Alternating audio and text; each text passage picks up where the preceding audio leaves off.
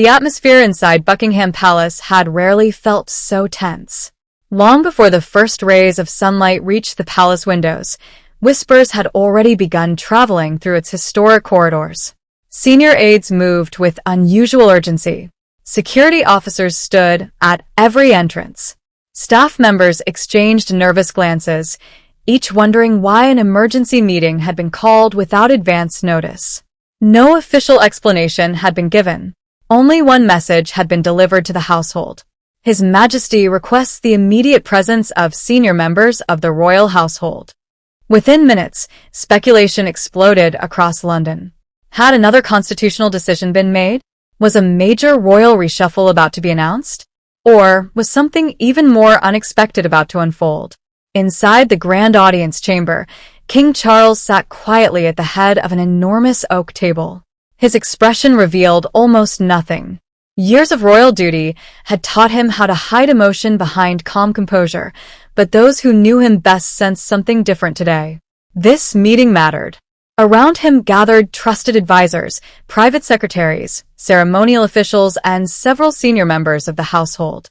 Among them were Queen Camilla and Catherine, Princess of Wales.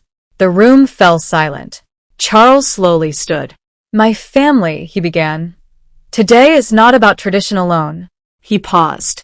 "It is about the future." Every eye fixed upon him. No one interrupted. The king continued. "The monarchy has survived because every generation accepts that its greatest responsibility is service, not status." His words echoed across the chamber. For centuries, symbols of the crown have represented continuity. But symbols have meaning only when the people believe in those who wear them. Several advisors exchanged uncertain looks. Where was this leading? Charles walked toward a display case containing ceremonial regalia used during major state occasions. Inside rested an ornate ceremonial crown. He studied it for several moments. "This," he said softly, "is more than gold and jewels. It represents duty. It represents sacrifice. It represents public trust." The room remained perfectly still. Then Charles turned. "Catherine," the princess looked surprised. "Would you join me?" She hesitated before walking toward the king. Nobody could predict what would happen next. Charles smiled warmly. "You have spent years earning respect through patience, compassion, and dedication. You have represented the institution with dignity during difficult moments. You have reminded people why public service still matters." Catherine looked genuinely uncomfortable with the attention. "Your Majesty," she replied quietly, "I have simply tried to do my duty." Charles nodded. "And that," he answered, "is precisely why people admire you." Across the room, everyone watched in complete silence. Even veteran palace officials admitted later that the atmosphere felt unlike anything they had experienced. Then Charles carefully lifted the ceremonial crown from its display. Gasps spread through the audience. Surely he wasn't about to. No. Impossible. Charles held the crown in both hands before turning toward Catherine. For a brief moment, time seemed to stop. Cameras were absent. No journalists had been invited. Only those inside the chamber witnessed what happened next. Instead of placing the crown on anyone's head, Charles gently presented it toward Catherine. "This is not a transfer of authority," he said. "It is a reminder. A reminder that the future of this institution rests with those who inspire confidence through service." The symbolism stunned everyone. Some interpreted it as an expression of trust. Others viewed it as encouragement for the next generation.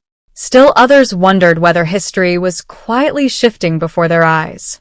Catherine immediately shook her head. "I cannot accept this," she said respectfully.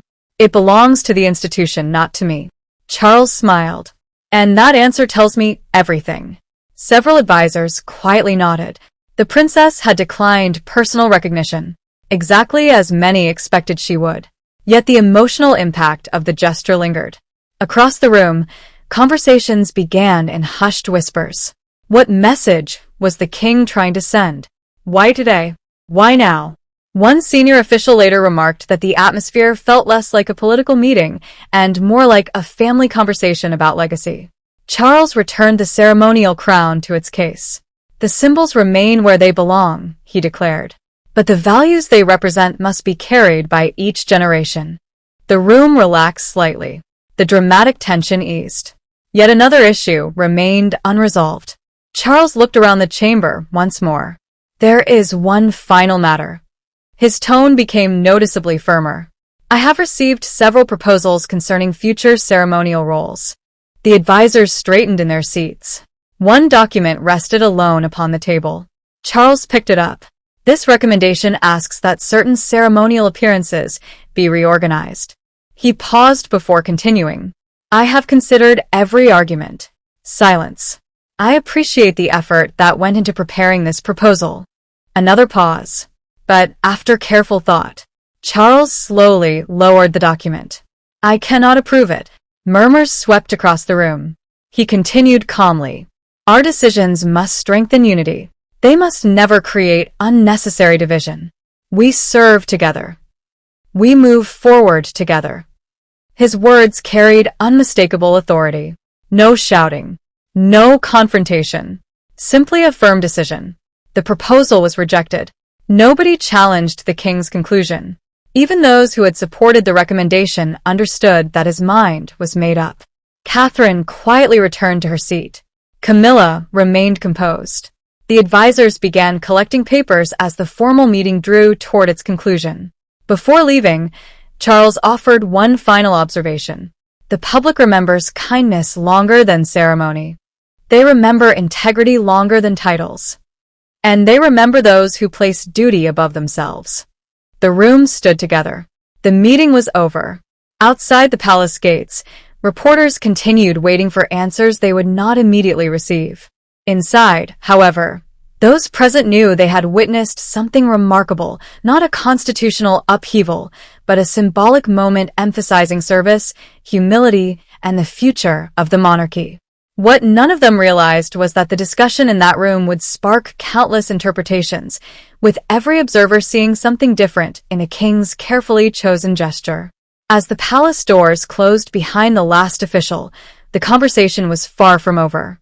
News of the king's symbolic gesture quickly became the subject of intense public speculation. Commentators debated its meaning, while royal watchers questioned whether it reflected a broader vision for the monarchy's future.